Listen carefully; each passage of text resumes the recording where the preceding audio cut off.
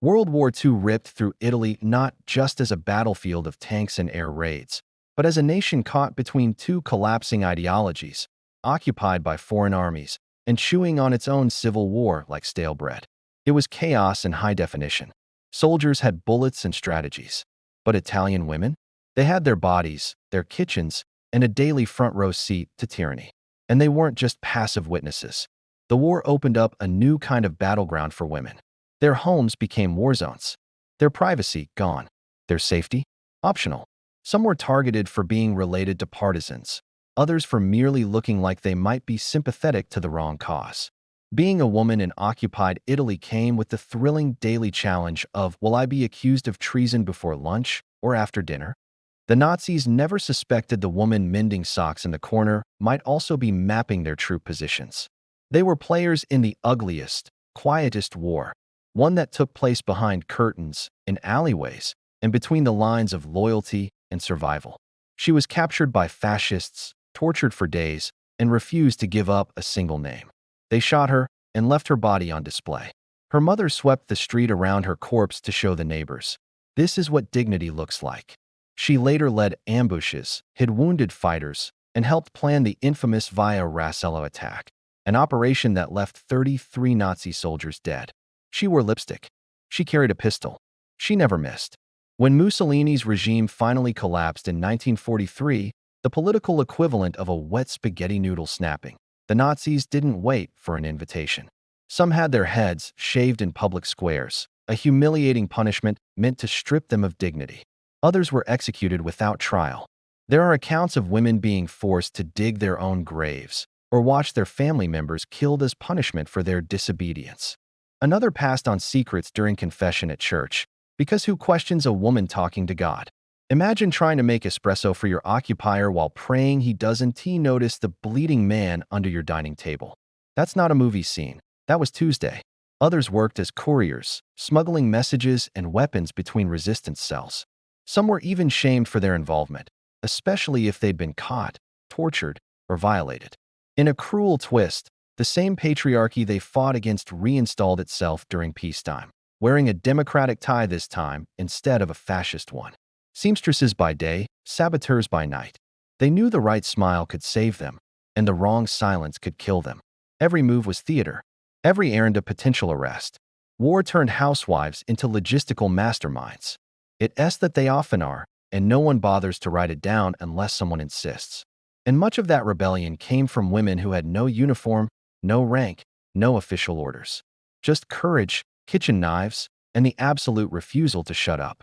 By 1945, the Allies had liberated most of Italy.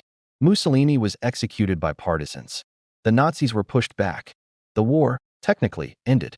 The kind of terrifying that makes men in power nervous, and eventually, silent. Dark humor was all they had. In a country where fascist officers made curfews tighter than corsets and Nazis patrolled bakeries like the bread had secrets, laughter was survival. Of course, the occupiers noticed, eventually. And when they did, the backlash was brutal. Women? They were lucky to get a thank you note. Thousands more provided support. At least 623 were killed in action, and even more were executed, tortured, or disappeared. Many changed their names, kept quiet, or disappeared into anonymity. It wasn't until decades later that historians began digging up their stories, often literally from forgotten letters, oral interviews, and fading photographs. A few bribed guards with whatever they had, jewelry, eggs, favors, or stories. Imagine pretending to deliver olive oil to your cousin in the countryside, when in reality, your basket held a disassembled machine gun. Today, streets and schools in Italy bear the names of some of these women, finally. But many are still unknown.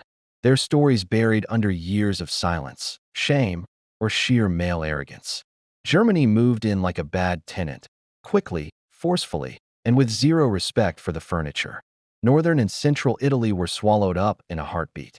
The country was technically split, the Allies creeping up from the south, the Nazis clamping down from the north, and Italians in the middle wondering if their local mayor was still alive or had defected for the 5th time that year.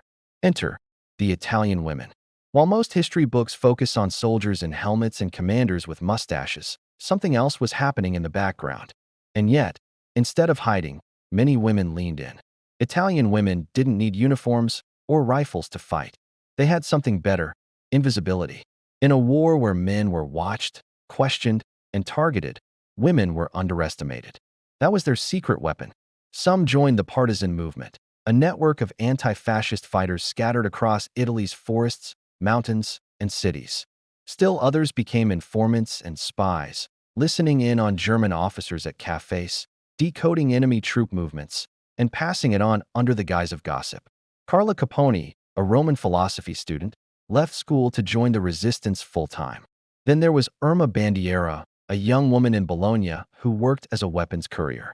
These women weren't just brave. They were terrifying.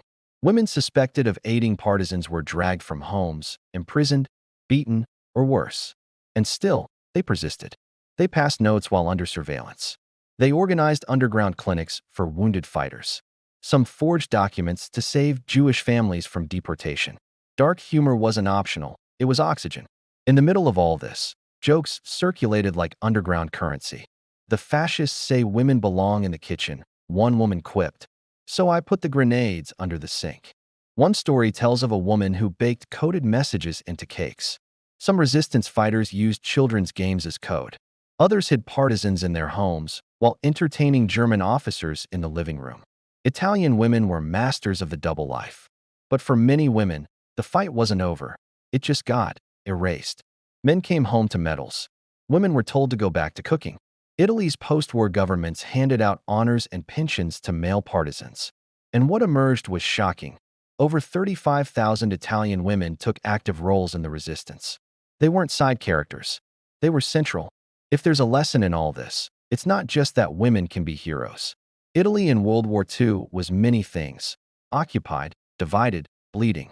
But it was also alive with quiet rebellion. They fought in heels. They died in basements. They laughed in the face of dictators. And history almost forgot them. Almost.